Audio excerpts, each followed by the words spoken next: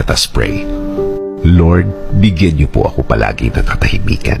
Katahimikan ng puso, isip at buong pagkatao. Sa pananahimik kong ito, hindi po ako malakas. Inaamin ko po sa inyo, Panginoon. Ako po ay naghihina at alam ko po na kayo ang dapat kong kapitan. Alam kong kayo ang dapat kong paniwalaan na ang lahat ay magiging okay, ang lahat ay magiging maayos, ang lahat ay magiging tahimik. Kakapit pa rin ako sa inyong magandang plano. Kakapit pa rin ako sa inyong magandang bukas na pangako. Alam kong ang lahat ng oras na may problema ay mabilis na lilipas, mabilis na mawawala. Alam ko din, Lord, na hindi ibig sabihin nang wala akong nakikitang nangyayari ay walang nangyayari. Alam kong inumpisahan niyo na akong tulungan sa ibang mga bahagi ng aking problema. Alam kong magiging okay, Lord. Alam kong bubuti ang lahat. Alam kong makukuha ko ang plano niyo sa akin.